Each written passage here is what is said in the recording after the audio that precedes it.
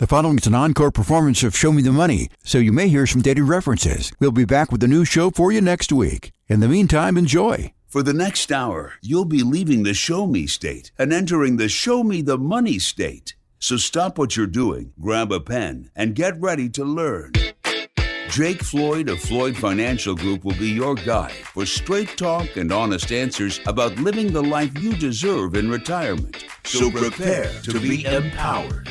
Now, here are your Show Me the Money hosts, Jake Floyd and Jeff Shade. Good morning and welcome to Show Me the Money, the radio show that gives you the straight talk and honest answers you need to help you reach your wealth management and retirement goals through smart investing and careful planning. My name's Jeff Shade, and as always, I'm just here to ask the questions, but of course the words of wisdom and solid advice come from Randy and Jake Floyd of Floyd Financial Group. Randy is off this week, so Jake, how you doing this morning? I'm doing great, Jeff. Thanks for asking. Certainly glad to hear that, Jake. I hope everybody else is doing well, and I hope you had a great holiday, Jake. I mean, Thanksgiving is behind us now. We're smack dab in the holiday season. Did you give thanks for everything you should have, Jeff? Absolutely. I don't know how many people do this, but I always give thanks for so many blessings that I have. But I will say I give thanks for the opportunity to be able to do these radio shows and to talk to all the fine people here at Springfield and to educate and inform them, because I think there really is a void out there for this sort of information. So I'm thankful for that, but most importantly, I'm thankful for all the blessings that I have in life. Never let those be neglected. Absolutely. I agree. So with that being said, Jake, we've got a full show lined up for us today. Let's start off with some current events. I understand that Black Friday was a pretty good Black Friday this year. Well, it turns out people have not lost their credit cards just yet. Not yet. Yeah, I think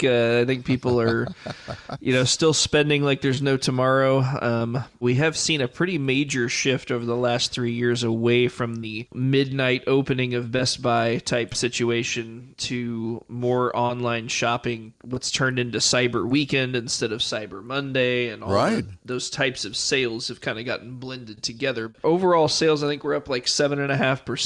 But online sales over that weekend were up like 54% over last year. Absolutely amazing. Have you ever gotten up really early to go shopping on Black Friday? I have. My wife's family kind of has a tradition of shopping on Black Friday and what turned into late Thanksgiving night there for a few years. Wow. For me, I am not a big line person. I don't waiting in line. My wife says I have line anxiety because, and I may be alone here, but if you go through the drive-through at McDonald's and they have the 2 drive-through windows. Yep. But then you merge out of that into one line. That is one of the most stressful situations for me. Really? It's trying to figure out, who's supposed to go when, who got done with their order first, trying to keep the McDonald's order straight. Almost everybody in the drive-through is on their cell phone. Nobody knows what's going on. And so that's one of my little pet peeves, lines in general. Or if you're at the grocery store and there's 5 lines, it's really busy, like on Black Friday or something like that, and you're at Walmart or wherever, somebody comes and opens a new line and the people from behind you run over there to get in front of you in the line, even though you've been waiting longer. Right. That just really chaps my hide, if I'm going to be honest. I'm glad to hear you say that, because I thought I was the only one that had that sort of anxiety, Jake. The same with me with the lines. And even at the supermarket, I go to the U-Scan most of the time. And I go really, really fast, and I'm looking around at the other people at the U-Scan, and it becomes a competition.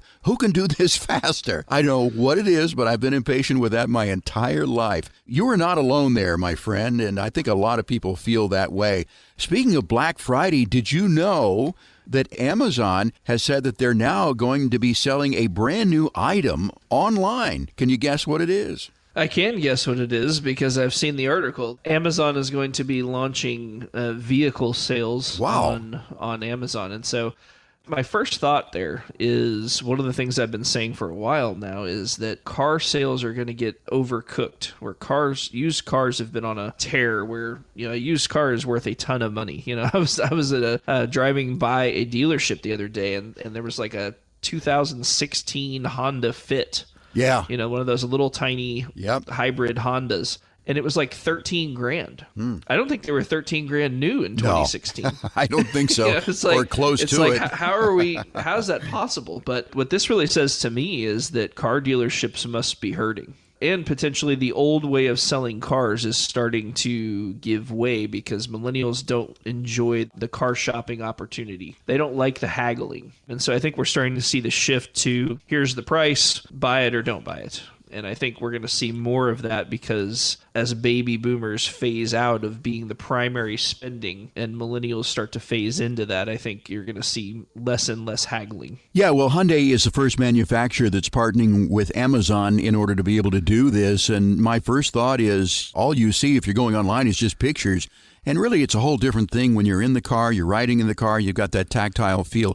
I think I would like a little bit more than just pictures when I'm buying a car, but maybe the new generation is just a little bit different. So I'm interested to see how that's going to play out. I understand that Carvana wasn't that happy when they heard that Amazon was going to be doing that. I think their stock price dropped a little bit. We'll see if the other car dealers do fall into line there behind Hyundai. The only thing is, unlike other things that you buy from Amazon, if you don't like your Hyundai, I don't believe you can take it back to Whole Foods and just leave it for a refund, can you? Yeah, I think Whole Foods or around here, Kohl's, I know takes returns. Yeah, you just pull it up and throw the cashier the keys. Be like, here. Yeah, there you go. Put this on return for me. Send it back. But this was live for Black Friday though, Jeff. So oh, really? I didn't know that. Out there right now, it's live right now, so it has all the prices and everything. I'm curious to see if you can haggle the price. I don't think you can. I think these are set in stone type prices, which means if you go to the dealership, at least in the short term, you probably get a better deal because they will have at least some moving room. But as credit dries up, as people spend themselves to the hilt, and as they realize when they go buy a car, they're going to have a 9% interest rate or something, I think you're going to see more sellers on Amazon because these car companies are going to have to figure out a way to dump these cars. Right. Amazon has a way of being the place you go to dump the stuff you don't want. Yeah, and I was thinking about how do you pay for this, too. I don't know that there's that many people who walk in with just a wad of cash to pay for a car, or maybe they've got it in their checking account, $20,000, $30,000 in order to pay for a car. I think most of these people do finance things. I'm wondering how that really works as well. I think they're going to have some financing options out here through some of the banks, but overall, it seems like a big win for Amazon and a big question mark for Hyundai and any other dealerships that decide to do this. All right. Well, this is the trend of the future, I guess. The trend of now is buying cars on Amazon. Another thing in the news, I saw a 60-minute story a couple of weeks ago. Social Security has an overpayment problem. That problem is swollen to around $23 billion. They're overpaying people, I understand, and then asking people to pay back these huge sums of money. That's a huge problem, obviously, for people who are on fixed income. There's a lot of people on Social Security that Social Security is their only actual income besides taking money off their savings or investments. So, I mean, if this is the only income source that you have, and all of a sudden they shut it off for however many months because of the overpayment, because a lot of times that's how they go about correcting the situation. Rather than you writing them a check back, they just don't pay you until the amount is fulfilled. If you're getting $2,000 a month and you're $20,000 overpaid, then that's 10 months they just won't pay you. The average Social Security recipient lives paycheck to paycheck like a lot of people pre-retirement. There's a lot of people that's really becoming a problem for, I think. And it'll be interesting to see that dynamic as Social Security gets reworked over the next 3, 4, 5 years, how this part of it plays into it, because they really need to figure out a way to keep this from happening. You just can't afford for your only income source to go away, especially like, let's say this is, your 80-year-old mother who's widowed, and this is the only place she has to get money. I mean, it's a pretty serious problem. So we may even see this become a debate topic as this next election comes up. And you talked about some people owing $20,000. I've heard stories of people owing $60,000 and $65,000. And as I said, Social Security says, send us a check or we'll stop your checks from coming. Where do people get $65,000 in order to pay this back? Well, the answer is they do not do this. But furthermore, my question is, how did this happen? I mean, did this happen during the pandemic? What was it that caused Social Security to overpay all these people? Do you know? Rampant incompetence. Rampant income. Okay, well, that seems to be the answer for a lot of things these days, Jake. Well, I don't know. I don't know if that's the only contributing factor, but I would imagine there's a lot of people that work at Social Security where their only job is to make sure that people get paid the correct amount. So yeah, there's definitely somebody dropping the ball there. And, people make mistakes. I'm not beating them up, but at the same time, government institutions have a way of getting away with things that a normal business owner would go under for, such as overpaying your clients. Right? Yeah. If I ran a business and I undercharged everybody by 50% for a couple of weeks, I'm not going to last very long. The fact that the government can do this, get away with it, and then demand their money back is kind of an interesting situation. Well, Jake, as a result of, let's say, just an honest error, let's say, and you do run a business at this point, let's say that you overpaid a lot of your employees and none of your employees said anything about it. Maybe they assumed it was a bonus or they got a raise or something like that. Could you realistically go to your employees and say, give me the money back or I'm going to stop your checks? I mean, that's the way I think about it. Yeah, I don't think that would go over very well. No. I can ask Taylor after we're done here and see what she thinks. I think Taylor. I think I know what Taylor's going to say. Not so much here, my friend. I mean, if you overpaid us, that's your problem. And I understand that we owe you the money, but do something different. Find a different way. Maybe reduce what you're paying me by 5 or 10% for the next however long it is until I've been able to pay it back. But really, I don't even think that is a good excuse at all. So check those Social Security checks, and I don't know how you really figure out if you've been paid the proper amount or not, but nevertheless, this is a big problem and one that I certainly hope that none of our listeners have to experience. We're talking with Jake Floyd of Floyd Financial Group. Of course, this is Show Me the Money. We're certainly thankful that you have joined us here on this fine Saturday morning. We're here with you every week for your fiscal fitness and your financial education. And once again, as I do every week, Jake, and we're going to talk about this later in the program, I invite people to give us a call here at 417-889-7233 and request their complimentary analysis, their retirement analysis. It's just a friendly conversation between you and Jake or Randy when he's in the office to see if you're on the right path to get you where you need to be to reach your goals in retirement. Once again, no cost, no obligation for this whatsoever. It is a casual conversation. It's a no-tie zone. Nobody's going to sell you anything here at all. I sort of call it almost like a community service in which you have a chance to get your questions answered. Again, to get yours, 417-889-7233. Do it today because slots are filling up. 417-889-7233, or you can request it online at floydfinancialgroup.com. Time for a break, Jake. We'll be right back with more Show Me the Money right here on 104.1 KSGF, where Springfield comes to talk.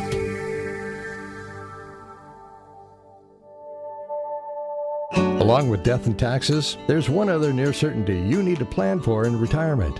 Inflation. Inflation can erode your buying power slowly but surely, and if not planned for, may cause you to run out of money in retirement. Floyd Financial Group in Springfield recognizes that and uses strategies that can help fight inflation from eroding your savings. In their more than 20 years of helping people just like you, they've seen how improper planning for rising inflation can devastate a retirement plan. If you'd like to talk about a retirement plan that could last 30 plus years and includes a plan to fight inflation, call for your no-cost, no obligation, no judgment financial review by calling 417-889-7233, 417-889-7233, or request it online at floydfinancialgroup.com. That's floydfinancialgroup.com. Financial planning offered through Floyd Financial Group, LLC, an investment advisor registered in the state of Missouri.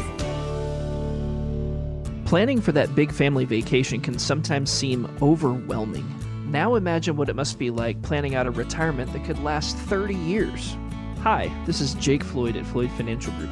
We've been taking planning for retirement off the shoulders of people like you for more than 20 years. We assess what you have and design a plan that's broken down into bite-sized pieces so you understand how your money is going to work for you. Our plans help account for inflation, an uncertain market, and just the what-ifs that happen in all of our lives.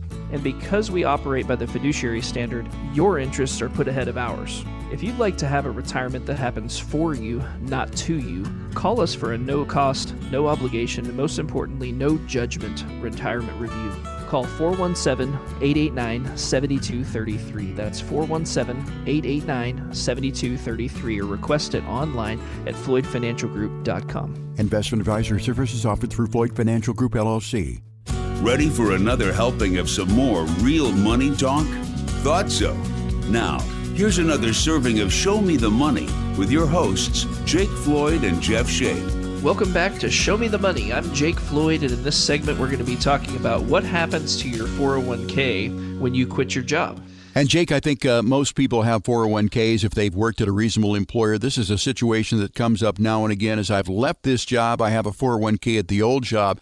Now, what are my options to move this, or even should I move this? So we're going to talk about all that in this particular segment. First of all, if you have an outstanding 401k loan, I mean, that's something to consider which will affect what you do with your 401k, right? Absolutely. So if you have a 401k loan at retirement, that must be repaid before you retire and before you can move that money out of there. So knowing that, there's potentially tax implications there. Let's say you had $400,000 in your 401k and you have, a $25,000 loan. That means when you roll that out of there, you're going to have $375, not $400. But you also need to be aware that by doing that, you are triggering taxes on that $25,000. And so we want to be careful to make sure we know what we're doing before we move money out of there. And so, as we said in this segment, we're going to be talking about the things to kind of keep an eye on. It's easy to roll money out, but sometimes it's harder to see all the consequences of what you're doing. Okay, Jake, so what happens if you just can't afford to pay this 401k loan back? Yeah, if you can't afford to pay it back, again, it's going to be deducted out of the balance whenever you roll that money out. And so before we do anything like roll over a 401k, we're going to want to make sure we get on the phone with the 401k company and make sure that we understand all the potential ramifications of taking the money out. We need to understand how much of that money is after-tax money, how much of it is pre-tax money. We need to understand if there's any loans. We need to understand what you're eligible to roll. A lot of 401ks are totally, you can roll the whole amount once you get to a certain age, but there are some that have restrictions on them. So these are all things that we have to take a look at before we make any decisions to roll money anywhere else. If you have a job in which you've worked that you have a 401k, do you have to roll it out of that 401k? In other words, if I want to keep it there, can I do that, and why would I do that? You can keep it there. There's a few reasons that you might want to do that, depending on what your profession is. So there are certain government workers that have an exemption where they can take money out after the age of 50 if they retired from a government job in law enforcement, and there's a lot of other hurdles you have to meet, but this is just an example. After age 50, you can take money out without having to take a 10% penalty, as long as it's still in the plan. So that's with a TSP, not a 401k, but it's a similar setup. There's reasons to leave money in 401k. There's a similar provision on a lot of 401k plans where you can do the same thing if you retire after the age of 55, but you're not 59 and a half yet. You can take some withdrawals without having to pay the 10% penalty. There's quite a few reasons as to why you might leave money there. Lesser fees is another reason, depending on where you're thinking about moving the money to. By and large, it makes sense to roll it out once you are not employed over there anymore, simply because you get a lot more investment options versus in the 401k, you're kind of limited to what they allow you to invest in. Okay, and I want to talk about some of those investment options, but if I'm leaving one job and going to another job that has a 401k, I can certainly roll it into their plan as well, right? You absolutely can, yeah. For the sake of simplicity and just ease of management, you can roll money into the new plan. I would say whether or not that makes sense is probably more based on how old you are at the time. If you're 25 and you got a little 401k and you want to roll it into the new one, that probably makes sense. If you're 55, looking to retire at 65, you may want to leave that money out, roll it into an IRA so that you can then have more investment options with that portion of the money. There's so many potential variations of that situation that I hesitate to give any blanket advice, but I do think that it's definitely worth looking at as to whether or not you should move it into your new 401k, because if you're starting a new job, you would have a zero balance in your 401k at the beginning. So a way to boost that balance would be to roll money into that 401k. Again, there's a lot of considerations here, but you absolutely can move it into your new 401k if you want to. And as you said, if you do roll it into an IRA, you have a lot of options that you would not have if you had left it into a 401k. Is that about right? Yeah, so your investment options are much wider, but you do have a few less benefits, such as being able to loan on that money and pay yourself back the interest. And there's a lot of considerations, but that's what we're here for. When people come in for a consultation, it's usually either due to retirement or some kind of major life situation that's changing, like a change of career.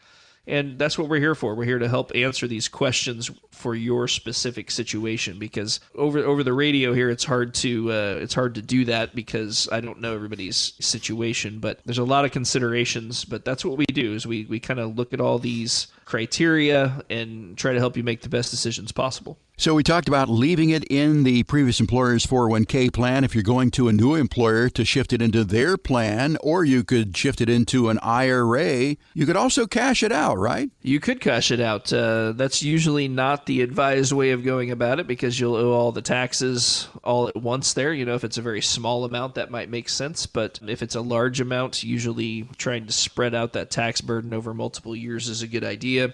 Also, if you're under 59 and a half, you have to consider the fact that you're going to owe penalty as well. So you absolutely can roll it out, just cash it out, put it in your checking account. That's usually not the right thing to do, but occasionally it does make sense. Okay, so I've left my job that does have the 401k, and as you said, there are a lot of decisions that have to be made here.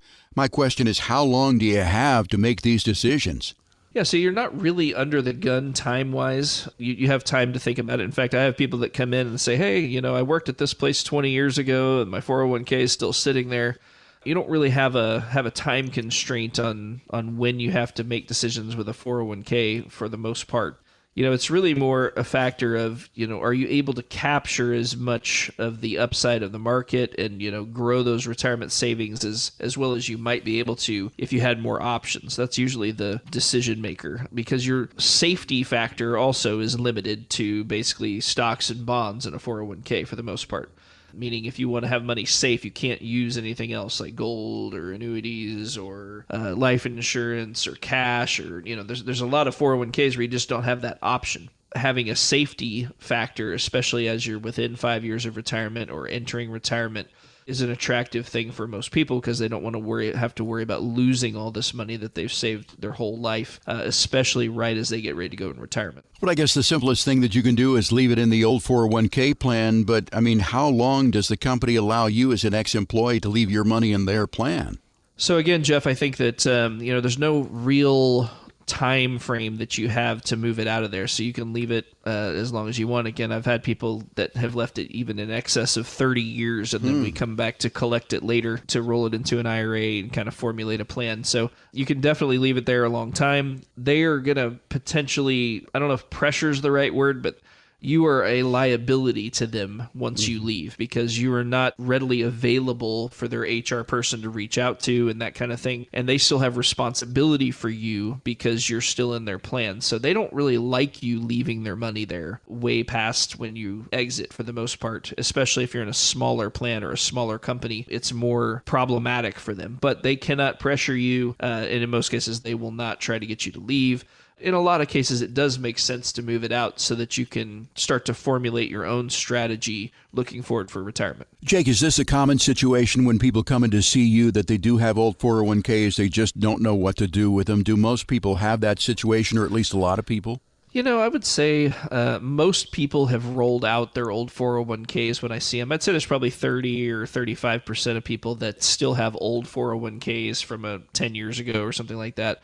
A little bit of both, I guess, Jeff. But I think either way, there's no judgment when you come in here. If you've left it over there for 20 years, just because I think it's a good idea to roll it out, doesn't mean that I'm sitting here going, man, how could you leave that money there for so long? That's definitely not how it is here. We're just simply going to take stock of the situation and try to give you the very best advice that we can. Well, with so many choices, as you said, Jake, how do you help people make the right choice when they come to you and they say, listen, I've rolled it into an IRA, I've got these choices, but I don't know if I've made the right choices. Is there some sort of process that you go through to vet what these choices are to be sure that we're in the right one?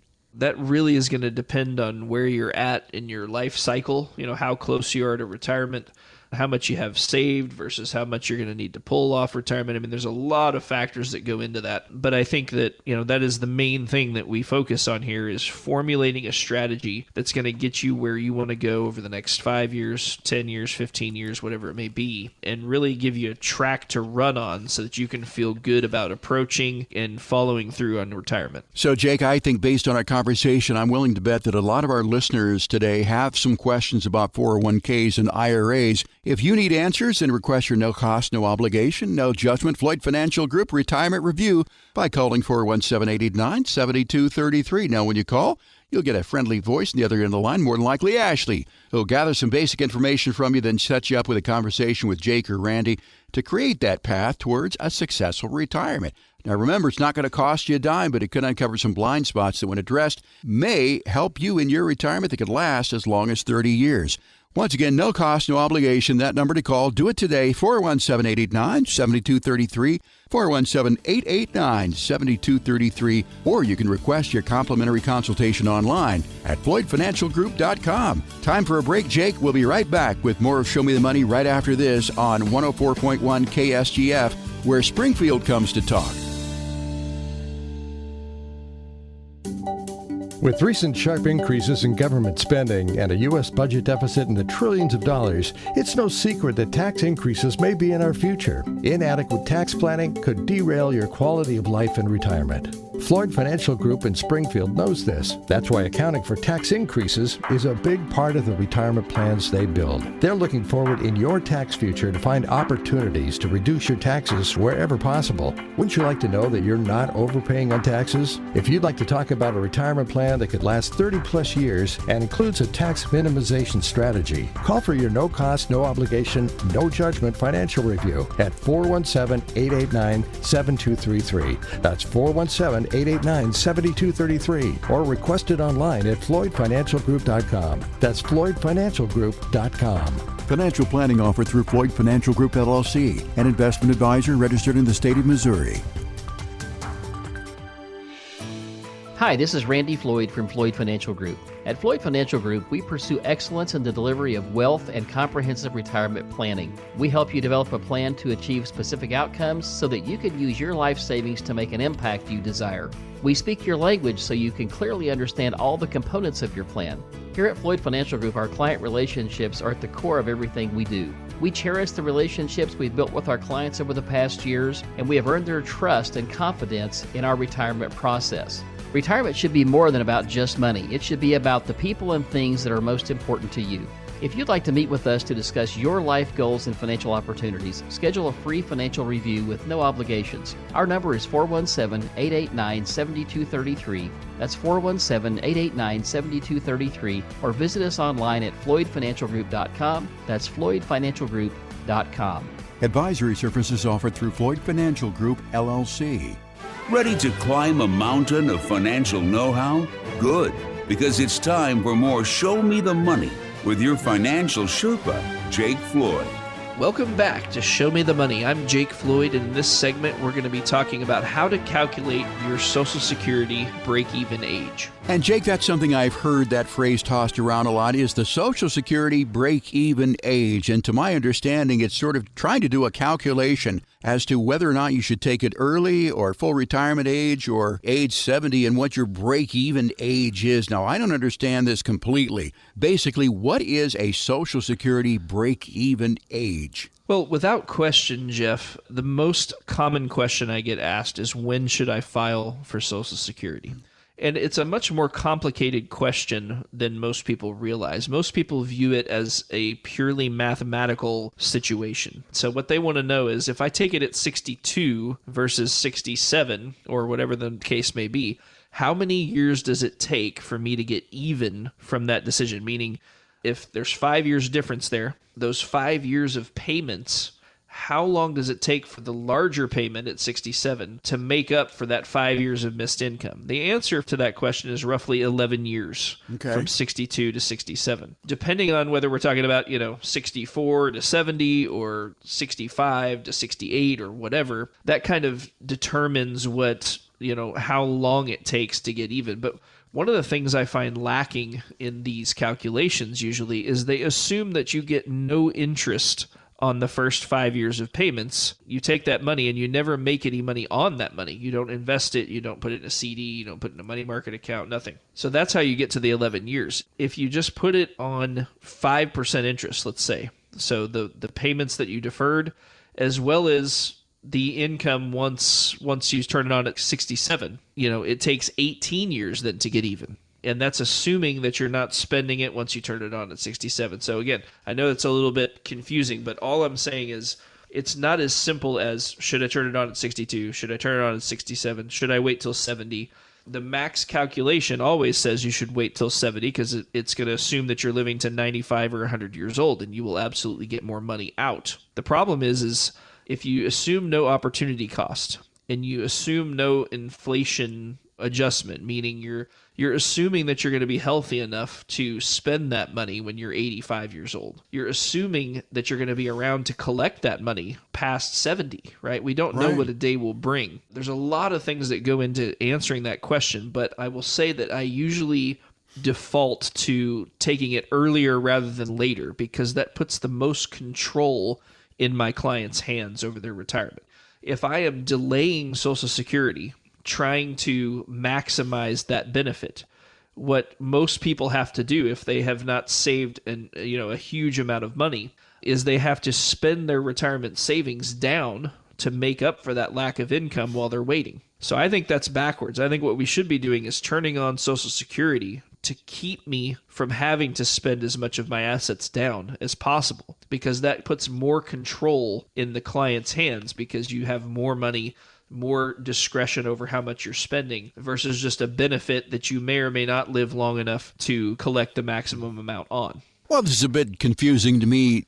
So, I mean, does it really matter your break-even age for most people? I don't think that it matters other than it's a useful tool in helping you decide. Because there's a lot of people that I talk to that are like, hey, when I was 40, I didn't think I was going to live to be 65. But here I am now, 65. And a lot of people are like, I don't think I'm going to live to see 75. The reality is most people outlive their expectations, right? And so we have to understand the ramifications of both sides, meaning if we take Social Security early, what is that going to do to us later? If we choose to take it later, we need to understand that we may not live long enough to make that pay, right? There's some other considerations that we've talked about on this show before when it comes to Congress, and if they decide to cut Social Security benefits at some point, what that may look like. Will people that have already filed be grandfathered in? If that's the case, meaning they would not cut Social Security benefits for people that filed, let's say, 10 years ago, but they will cut it on people that have not yet filed, then that might be a reason to turn it on. That shifts the equation a little bit. If I want to future-proof myself a little bit, maybe I turn on Social Security a little bit earlier. A lot of this is going to come down to, how much you've saved, how badly you need the Social Security, what age you retire at, are you even eligible to turn it on at all yet? Are you 60, 61? How all that comes together usually determines when we file for Social Security more than simply what gets me the most benefit. And that's another thing I hear once in a while. Well, I'm going to turn it on at 62 because, when I'm 70, 75, it's not going to be there. I don't think Social Security is going to go away completely. Now, for someone my age who is already Social Security eligible, it's a different story than someone your age. But, Jake, do you really think that Social Security is not going to be there when you get old enough to collect it? Social Security or something like it will be around. I think it's very plausible that they may rework the whole system and call it something else, because I think the connotation, the mental picture you get as you think about Social Security, especially if they have to cut it to some extent, is going to kind of regress, and Congress might say, hey, let's just scrap the whole thing and put something else in that looks similar, and let's make the benefits look similar, but let's call it the new retirement plan of the United States or whatever, And so I think it will shift. I think artificial intelligence and the laying off of certain menial labor type jobs will start to drag on that as well, and they'll have to incorporate more benefits for people like that. So the short answer, Jeff, is no, I don't think Social Security is going away. I think it may get a slight cut to people already filing or about to file. I think people like me are going to have to be 85 years old to get it or something like that. That's crazy. I think that's the easiest thing to do. I think if you are a high income earner, I think it's likely that Congress will allow taxation for Social Security much higher than $180,000 a year or whatever the number is right now today. Meaning that if you make over $160,000 in 2023, you don't pay Social Security tax above that number. I think it's likely that Congress will either raise that limit significantly so that, Elon Musk, when he makes money, is going to have to pay Social Security on millions and millions and millions of dollars, because that would start to fix the problem a lot more quickly, or some combination of all those things. They may start means testing Social Security. But I do think that Social Security will be around for the vast majority of people. I don't want people to take away from this that Social Security is going away. I think there are a lot of people that think that's going to happen. And I agree that it's definitely bankrupt, right? Absolutely. In 2034, I think is the year that it goes negative. I think over the next 4 or 5 years, there's going to be a lot of talk about it. But I don't think they're just going to cut it off. They will either rework it, adjust it, whatever they have to do to keep it there. But they will have to pay the piper at some point because it is massively underfunded. Yeah, and I think that Medicare has an equal problem too, right? I think that's more of a function of our healthcare cost in our system than it is an underfunding of Medicare and Medicaid, in my opinion. Like I had a client the other day who had a heart attack, and he said that he spent $122,000 was the bill for his heart attack. I think 5 or 6 years ago, that number was more like 50. That's obviously a humongous increase. I don't know where that fits into the Fed's inflation numbers, because that's a lot more than the 13% they're saying that prices are up over the last 2 years. But I think the cost of healthcare is really what's factoring into that more than the actual benefits and money available. While I do think there are some issues there, I think it's really more the skyrocketing cost of healthcare thanks to President Obama. Well, with the heart attack costing $122,000, I just, that's not within my ability to afford that. So I'm going to just choose not to have a heart attack, I guess, here. We're talking with Jake Floyd of Floyd Financial Group, and we're talking about the state of Social Security. Jake, let's talk about some of the reasons why you may want to wait till at least full retirement age, or the latest you can take it, which is age 70. What are some of those reasons? I would think chief among them, at least when I think about it, is spousal benefits. Yeah, so there's spousal benefits. In my opinion, Jeff, I think the biggest reason to wait until 70 is if you're still working and you just simply don't need the income. Let's say that you have a relatively high-earning job. You're making $80,000 or $100,000 a year. I have a client that comes to mind that is a professor. He's working. He's going to continue to work. He doesn't see himself slowing down at all. He doesn't need the money. Unless you have millions and millions of dollars in the bank, it might make sense to hedge your bet, allow Social Security to roll up until 70. That way you kind of have a backstop there. But again, it requires a fairly specific situation to want to wait on Social Security, in my opinion. But there are a few reasons to do it. Like you said, protecting your spouse is one of them. If you are still working, it's just simply going to add insult to injury on your taxes and you don't need the money. That could be a reason to wait as well. And taking it at 62, there are some very good reasons to take that at 62. I mean, I would imagine chief among them is just because you need the money. But if you do take it at 62, there are some limits on the outside money that you can make, right? Right. So if we take it before full retirement age, which for the vast majority of people that have not elected yet is 67. There's a few people, I think, still at 66 and 8, 66 and 10. But for most people, it's 67. If you take it before that, you are subject to limitations on how much you can earn, which is around $20,500 right now. Meaning if you earn more than that, you have to pay back into Social Security $1 for every 2 that you're paid. And so the problem with that is you could be in a situation where if you make $40,000 a year, where you're paying back the lion's share of your Social Security in some cases. That may or may not make sense depending on your situation. But usually once you retire, in my opinion, there's very little reason to not go ahead and file it. Again, we need to make sure we're taking everything into account. We need to make sure that we're looking at the picture as a whole. But most people, once they retire, it makes sense to at least look at starting to file so that you're not, again, spending your retirement assets down trying to maximize Social Security.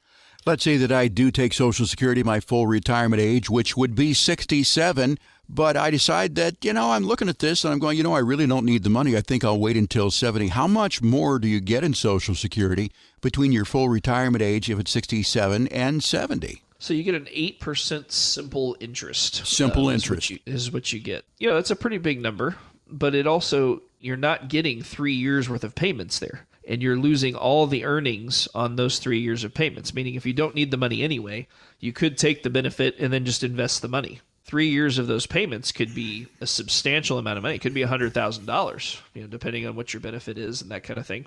If you had that money on the side and, you pay taxes on it, but then you go ahead and invest it, that really stretches out your break-even age between 67 and 70. You'll have to be probably 85 years old before you break even, which is, fairly substantial. That's a long time. Will you live to be 85? Probably. There's a lot of people that won't live to be 85. It's important to enjoy the money while you can, and not everything is a solely monetary decision. It's not always about getting the very most, regardless of how long I have to wait. Sometimes having the bird in the hand is worth two in the bush, so to speak. Well, I always thought that Social Security was basically a simple decision at 62, full retirement age is 67, but based on our conversation today, Jake, it certainly is not. If our listeners do have questions about Social Security, their individual situation, once again, get in, sit down with Randy there or Jake at Floyd Financial Group and talk about it. 417-889-7233 is the number to call. No cost, no obligation for that consultation. It's 417-889-7233. Once again, it's not going to cost you a dime, so I encourage you to do it this weekend. Leave your information, and Ashley will get back to you on Monday and set up an appointment for you to come in and talk with Randy or Jake.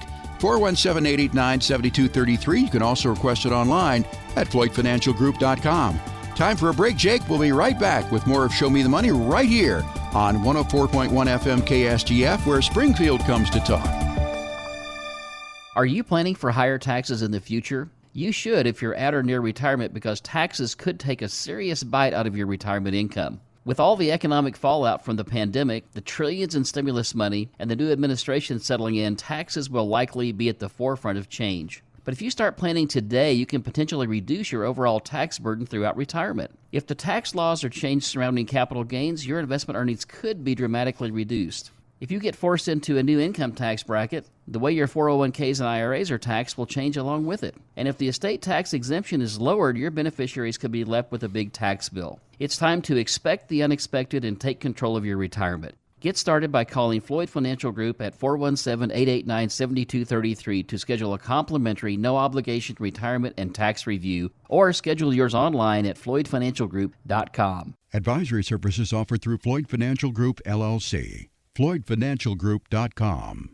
If you're planning to retire soon or are already in retirement, you more than likely have some questions, like when should I take Social Security? How can I avoid running out of money? Or how am I going to deal with taxes in retirement? Floyd Financial Group in Springfield can help answer these questions. They've been designing retirement plans for people like you for more than 20 years. They recognize that you're unique, so your plan is tailored to your unique individual needs. They'll work with you to determine what it costs to be you in retirement, then design a cash flow plan, tax plan, a plan for paying for health and long-term care expenses, an estate plan, and how to pay for the uncertainties in life.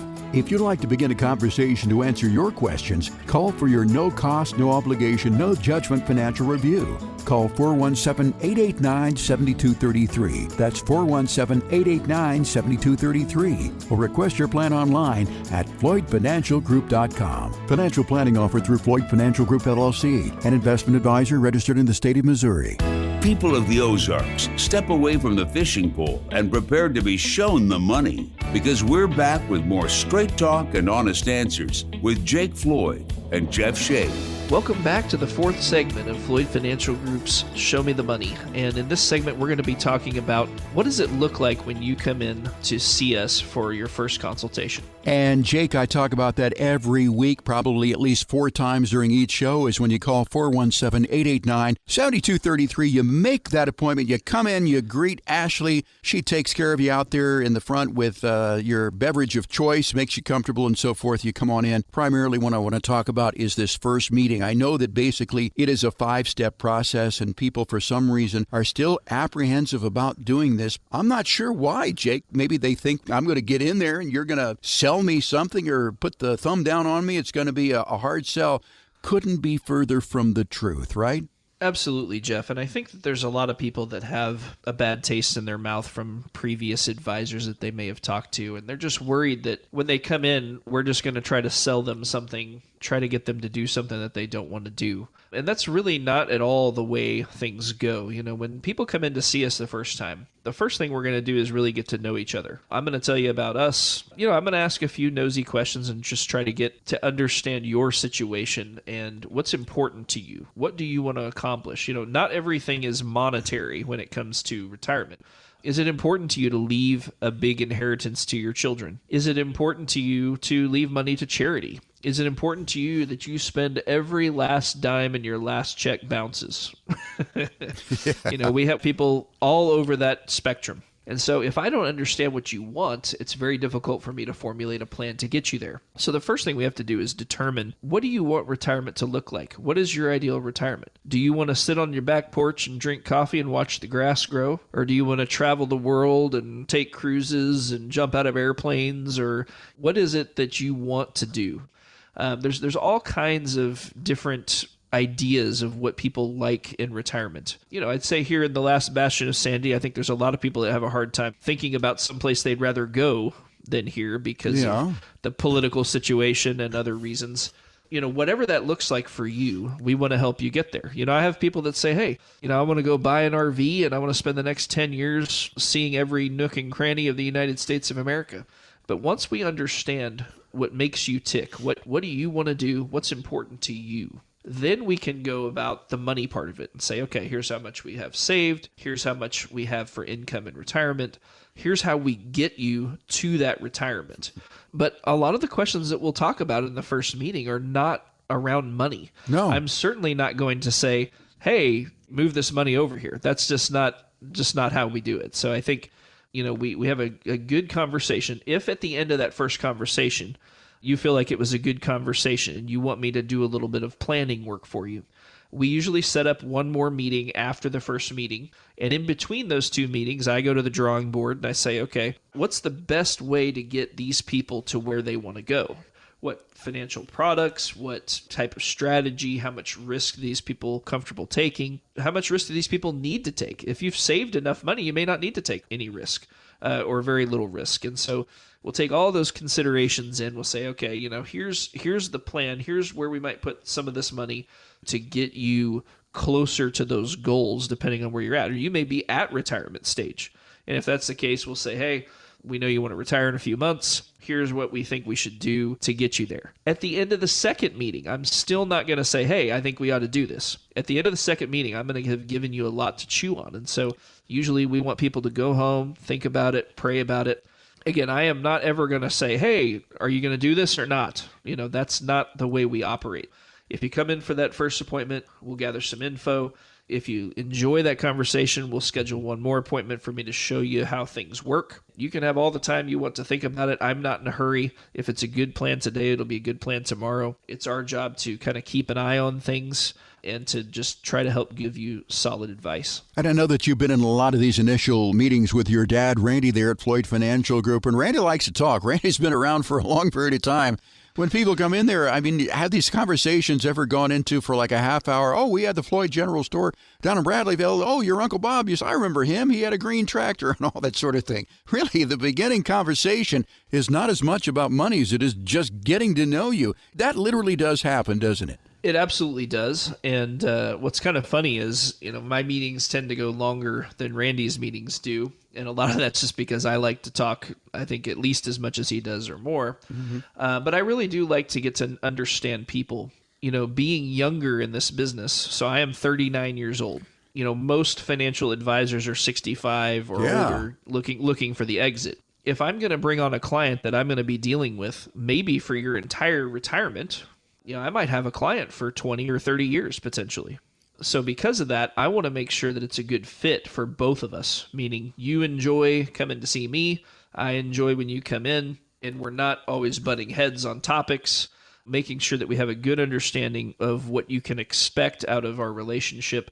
If it's not a good fit, I am not going to try to force that situation. I would rather just make a new friend and send you on your way. In fact, I had a guy a couple of weeks ago that came in and we had our first consultation. I went back to the drawing board. He came in for his second meeting. I said, I don't think I can help you enough to justify what I cost. And so I think you should just leave it the way it is. Yeah. That's a very rare thing, honestly, in the financial practice because most advisors are just looking out for themselves.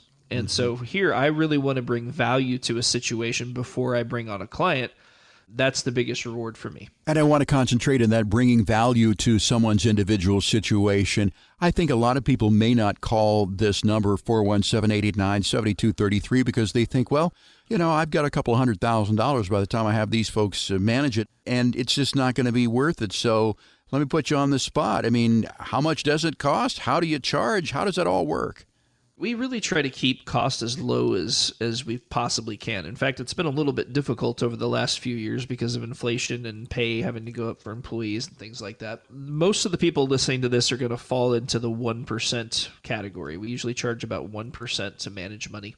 And that's on ongoing money that's either in stocks, bonds, or invested in the market. There's other products and things that we use sometimes that I don't make anything ongoingly. There's no additional fees attached to those things. You will understand exactly how all that works. The reason why I don't want to nail it totally down, Jeff, is just because it depends on the individual person and their plan as far as exactly what they're going to be paying in fees. But understand that we have set up this practice to cut out as many of the middlemen as possible to keep the cost as low as possible. So one thing that makes us a little bit different here is we make all the investment decisions in-house. A lot of other advisors or advisory firms, the way their model works is you go see the advisor gathers the money, and then he ships it out for somebody else to manage it. Right. Well, the problem with that is you're adding layers of people getting paid. They're not going to manage it for free. And so where on the surface you may be paying your advisor 1.25 or 1.35, but he's farming it out to, let's say, a mutual fund company paying 0.7, 0.8%. So now you're over 2%. It's harder to make money the higher that fee gets. And so ultimately, we want to have the most reasonable fee that we can possibly have and keep it lower. If I charge you less now, guess what you have more of later? Right. You got more of your money. Exactly. Which means what? My fee goes up later, right? Because it's just a simple percentage of what we're managing. And so it's good for both of us that I charge less now.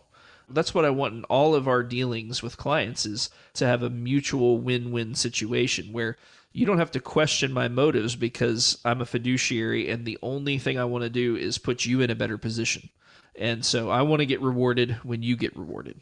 And I think that's a very important point that you made there, Jake, is that you're dealing directly, if we make an analogy, dealing directly, so to speak, with the manufacturer, is that there isn't another level of people in there. So 1% basically on average is what you would charge for what we call assets under management. But there's this study I've heard of called the Dow Bar study, which talks about how much more you will make if you're using an advisor versus not an advisor. Can you shed some light on that? Yeah, so Jeff, I think the study you're referring to shows that 2 to 2.5% is roughly what you can expect more by using an advisor versus not using an advisor. And that's across the whole industry. But the goal is certainly to earn you more money than you would have earned by not having an advisor, right? So if you pay me 1%, the goal is to have you make more than 1% extra, right? To more than cover that, as well as make you some more money, but also be here to answer all the questions that you have in retirement. Make sure you understand how to get your income turned on. And if you need anything in here, we're here to hold your hand the whole time through it. And so service is another part of what we do here, where I want you to feel comfortable reaching out to us and talking to us. And if you have major purchases you want to make and that kind of thing, we can help you figure out the most efficient way to do that from a tax perspective or from a just where to take income from. All those types of things are all kind of included, meaning anytime you call us, there's no charge for meetings or anything like that. Usually we'll have 90-day reviews when you first sign up, just to make sure that everything's going smoothly, make sure, especially if you're just getting into retirement, make sure that your income feels right. All those types of things are part of the deal. Once again, we're talking with Jake Floyd of Floyd Financial Group, and we're talking about what that initial conversation looks like. If you'd like to get in, sit down with Randy and Jake at Floyd Financial Group, get your complimentary consultation, call 417-889-7233. Again, it's not going to cost you a dime. It is a no-tie zone, very, very casual conversation, sort of a community service, a chance for you to get your questions answered. 417-889-7233, or you can also request your plan online at floydfinancialgroup.com. Well, Jake, we just get started and we run out of time. So for Jake Floyd, I'm Jeff Shade. Thank you so much for joining us, including us in your weekend plans. Have a great weekend. We'll talk to you again next week with another edition of Show Me the Money right here on 104.1 FM KSGF, where Springfield comes to talk. The information provided in the preceding program is for educational purposes only and are not intended as investment advice for any individual or entity. All information contained herein believed to be from reliable sources. However, we make no representations as to its completeness or accuracy. The opinions expressed are subject to change without notice and do not constitute financial, legal, or tax advice. Please consult your financial professional before executing any financial strategy. Investment advisory services offered through Floyd Financial Group, LLC, an SEC-registered investment advisor.